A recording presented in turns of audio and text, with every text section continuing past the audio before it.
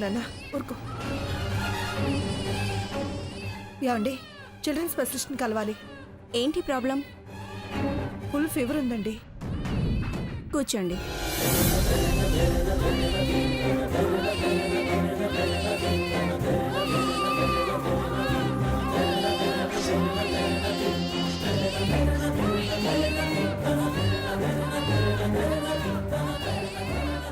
పేరేంటి? లక్ష్మి అండి. బాబు పేరు? మహోన్నత్ వర్మ. ఏజ్? 6 months.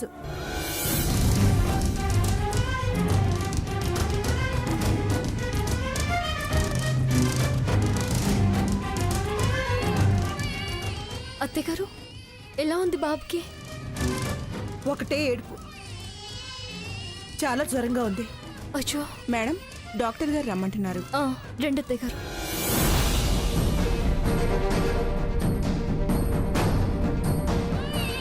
డాక్టర్ గారు. నమస్తే డాక్టర్ గారు. నమస్తే నమస్తే అమ్మా. అండి. రండి కూర్చోండి.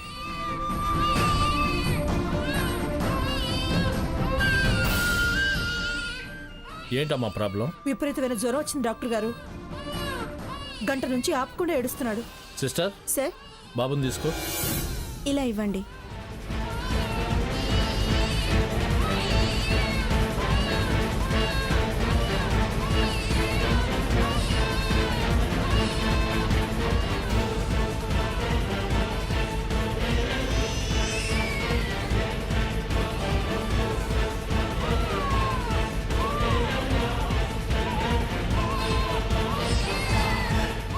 థర్మామీటర్ ఇవ్వు.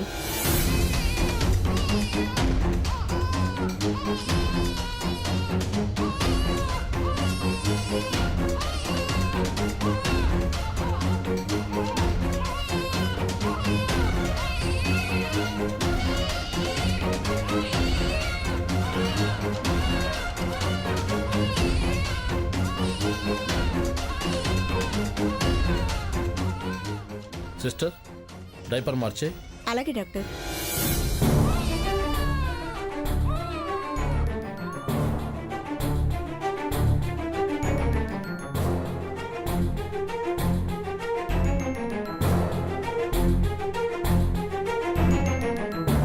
ఏమైంది డాక్టర్ గారు? ఇలా ఉంటే జ్వరం రాక ఏమొస్తుంది?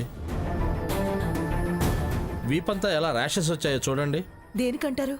పిల్లాడి మీద శ్రద్ధ ఉండాలమ్మా. అంటే టైం ప్రకారం డైపర్స్ మారుస్తూ ఉండాలి. 24 గంటల నుండి డైపర్స్ మార్చినట్లేరు. అందుకే విపరీతమైన జ్వరం వచ్చింది, ర్యాషెస్ వచ్చాయి. సారీ డాక్టర్ గారు. నాకు సారీ చెప్పి ఏం ప్రయోజనం అమ్మా. పిల్లాడిని జాగ్రత్తగా చూసుకోండి. మెడిసిన్స్ ఇస్తాను, టైం ప్రకారం వాడండి. 2 daysలో నార్మల్ అయిపోతుంది. అలాగే డాక్టర్ గారు, చాలా థ్యాంక్స్ అండి. జాగ్రత్తగా చూసుకోండి. వస్తామండి. వస్తాను డాక్టర్. ఓకే అమ్మా. అత్తయ్య గారు, తీసుకో సీత. ఇవ్వండి.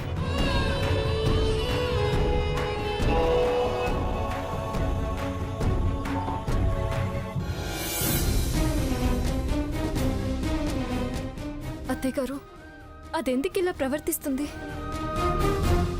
నా కొడుకు అని వీడిని పట్టించుకోకపోతే ఎలా? ఏంటో, అది క్లబ్ పిచ్చి పట్టి తిరుగుతుంది. సరే, వీడిని కాస్త జాగ్రత్తగా చూసుకోండి అత్తయ్య గారు. నేను వెళ్ళొస్తాను. సీత, ఇంటి దాకా వచ్చేళ్ళకూడదు. నేను రాలేను అత్తయ్య గారు. నా కోసం కాదు సీత, అత్తయ్య గారి కోసం. వీడికి జ్వరం వచ్చిందని చాలా భయపడుతున్నారు. ఇది వీడికి డైపర్ ప్రాబ్లం కాదు. వీడు నీ మీద బెంగ పెట్టుకున్నాడు. నీ చేయి తగలగానే వాడు ఏడుపు మానేశాడు. అందుకే ఇంటి దాకా వస్తే అటు అత్తయ్య గారికి కూడా ధైర్యంగా ఉంటుంది, వీడికి కూడా కాసేపు తృప్తి కలిగించిందని అవుతాం. నేను అక్కడికి వస్తే అది మళ్ళీ ఏదైనా... ఆవిడెక్కడుంది? ఇంటి పట్టున ఎప్పుడుంటుంది? నా మాట కాదనుకు సీత, ఒక్కసారి వచ్చేళ్ళు ప్లీజ్ సీత. సరే, పదండి అత్తయ్య గారు.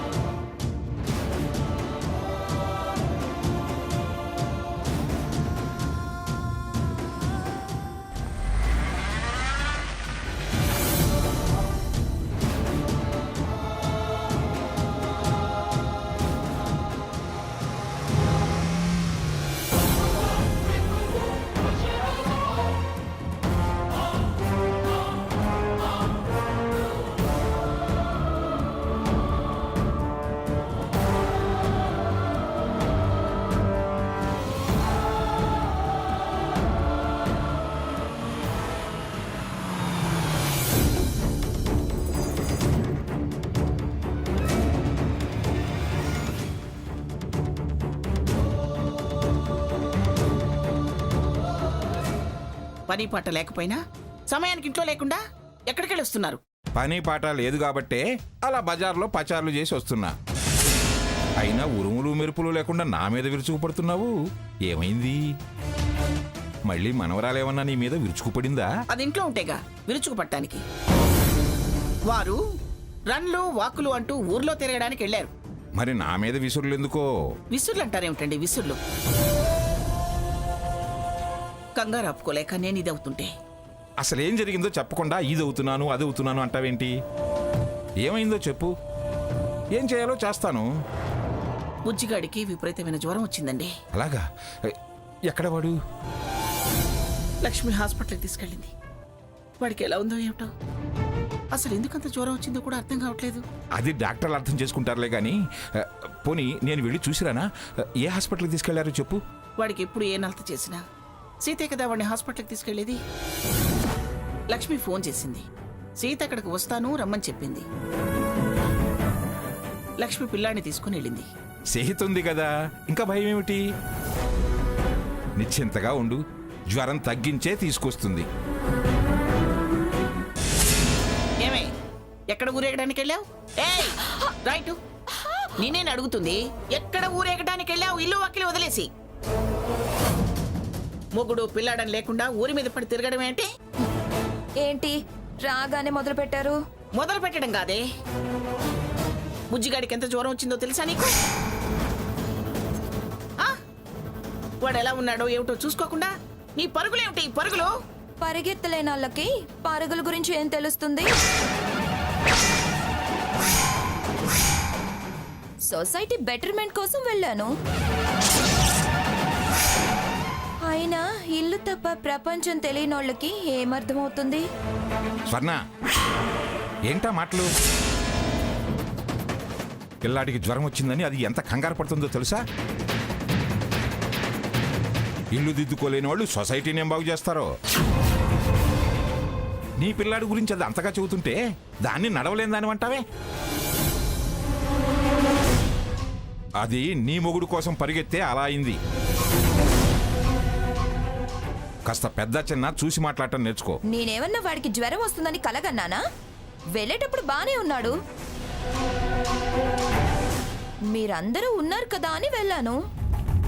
అయినా జ్వరం జలుబు రాకుండా ఉంటాయా? అనడానికి అరవడానికి వంక కాకపోతే? నీకు పట్టదే, నువ్వు పట్టించుకోగాని మాకే పట్టిందా? అంతా ఉన్నారని వెళ్ళిందట. అంతా ఎవరన్నా నీకు లెక్కలేదు. మేమెందుకు పట్టించుకోవాలి? పట్టించుకోకపోతే వదిలేయండి. నా చావేదో నేను చేస్తాను, అంతేకాని రాకపోకలతో ఈ సాధింపులు మాత్రం నేను భరించలేను.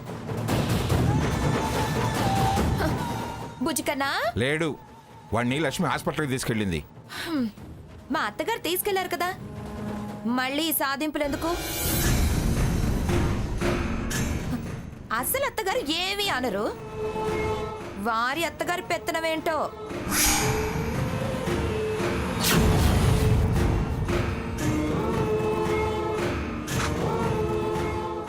రాసిత,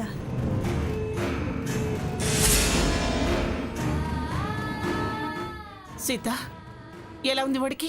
పర్వాలేదు. నాన్నా జ్వరం వచ్చిందా నీకు? అయ్యో ఓ నాన్నా.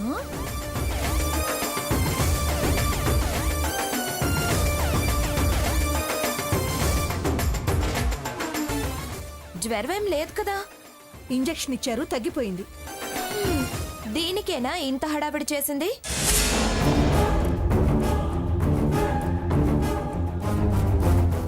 ఏదో నిందలేయడానికి సందు చూసుకున్నారా?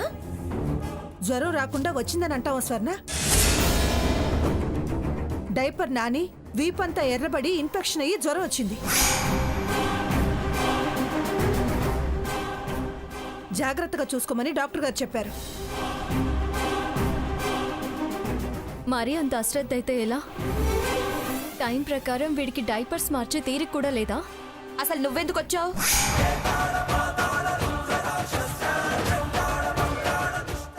ఈ గడపే దాటనన్నావు, మళ్ళీ ఎందుకు వచ్చావు? వీడి జ్వరాన్ని అవకాశంగా తీసుకొని వీళ్ళకెగ్గేసి నన్ను తిట్టించి నువ్వు సంతోషపడదావనా? సీత మాటంటే మాటే రామచంద్రయ్య మాస్టర్ కూతుర్నని తెగ మాట్లాడావుగా. మళ్ళీ ఎందుకొచ్చావు?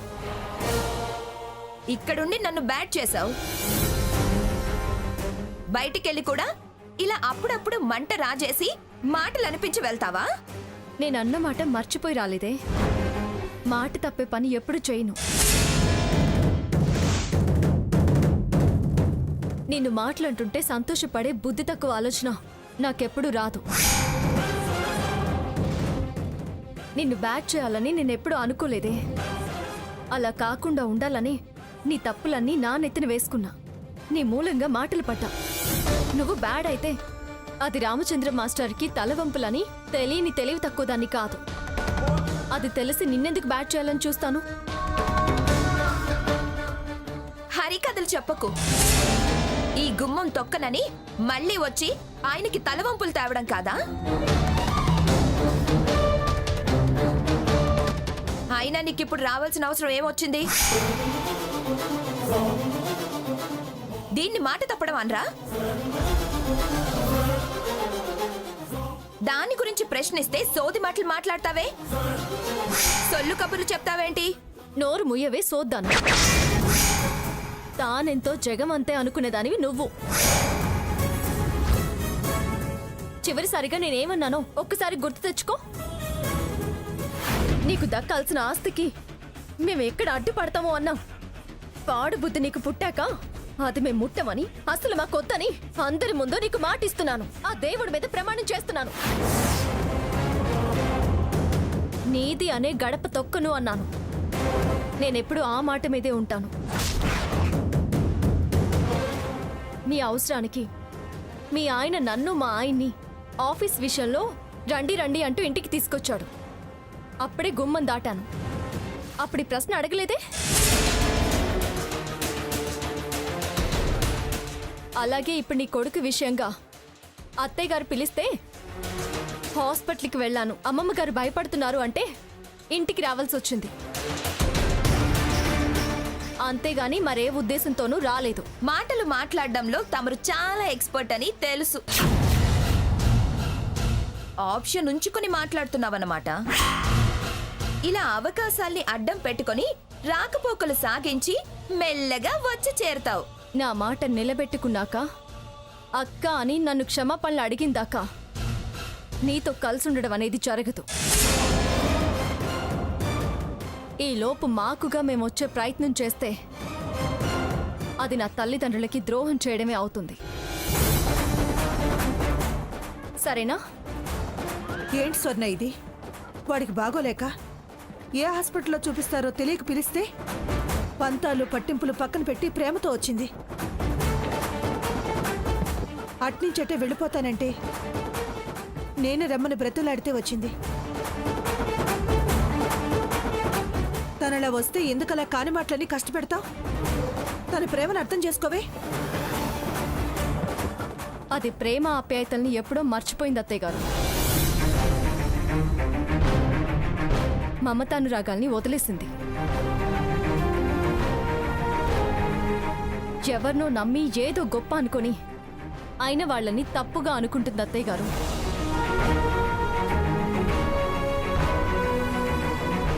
అందుకే అదేం మాట్లాడుతుందో దానికి తెలియకుండా పోతుంది. ఎవరేంటో పూర్తిగా మర్చిపోయింది. ఇదే ఈ పొగలేసే వ్యవహారమే వద్దు. మంచి చెప్తే పొగ పుల్లలు అంటావేమిటే? బుద్ధి తక్కువదానా? ఆ, ఓకేనా?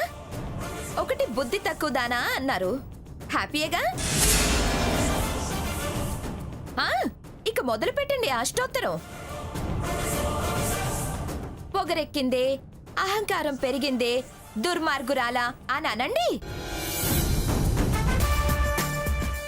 విని ఆనందం మూట కట్టుకుని వెళ్తుంది. అమ్మా సీత, తను ఇప్పట్లో అర్థం చేసుకోలేదు. ఈ లోపు ఏ ప్రయత్నం అయినా, ఏ మంచి మాట అయినా చెడే అవుతుంది. తనిప్పుడు తాను పట్టిన కుందేటికి 3 కాళ్ళు అనే స్థితిలో ఉంది. అంటే అంటే అంటే ఏంటి? నేను మూర్ఖురాలనా? అంతేగా, మళ్ళీ వేరే చెప్పాలా? విన్నావుగా, వింటున్నావుగా. నన్ను వాళ్ళు అనటానికి కారణం నువ్వు.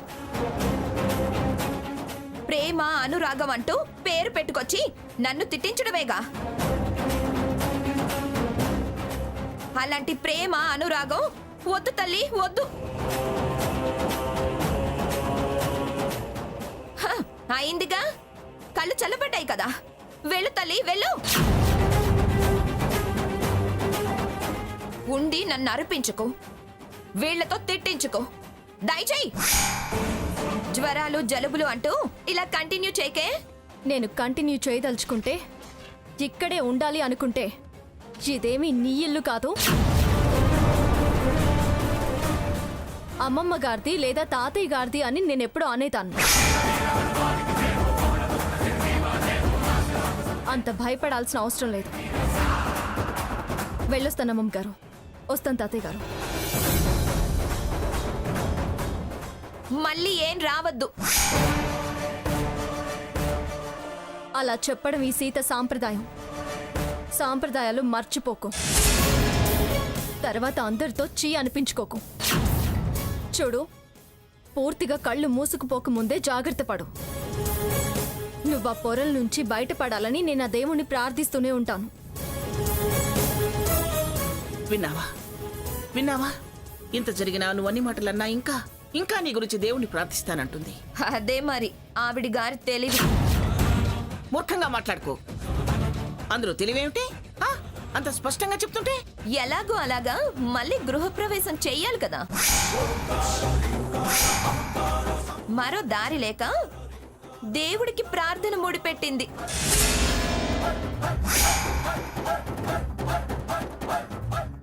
ఆవిడ ప్రార్థన నిజంగా నా కోసమే అనుకొని మీరు పొరపాటు పడుతున్నారు.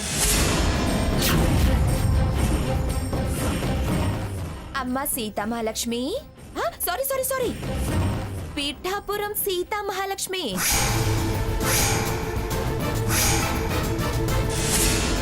ఇంట్లో ఉండి మాటలు అనిపించావు, బయట ఉండి కూడా అనిపించావు. చాలా సంతోషపడ్డావుగా. దయచేయి. నేను అనిపించటం కాదే, నీ చేష్టలు వాగుడు నిన్ను అనిపిస్తున్నాయి. ఆ విషయం నువ్వు గ్రహించు. లేకపోతే ఎప్పటికీ మంచి అనిపించుకోలేవు, మంచి స్థానాన్ని పొందలేవు, పొందిన స్థానాన్ని నిలబెట్టుకోలేవు. తమరు పొందిన స్థానం నాకు అక్కర్లేదులేండి. ఛీ, మారవే, నువ్వు మారవు. ఎంత చెప్పినా మళ్ళీ మొదటికే వస్తున్నావు. నిన్న దేవుడే రక్షించాలి. థ్యాంక్స్. మళ్ళీ నేనే రక్షించాలి అనలేదు. బయలుదేరు. నువ్వంత భయపడాల్సిన అవసరమేమీ లేదు.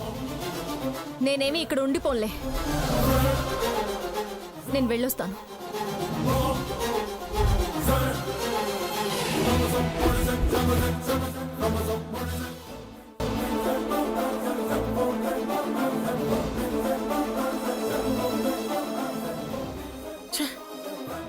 పూర్తిగా బుద్ధి జ్ఞానం వదిలేసింది ఇది. లక్ష్మి, వెళ్ళు. పిల్లాడికి మందులవి జాగ్రత్తగా వెయ్యి. వెళ్ళు. అలాగే అత్తయ్య.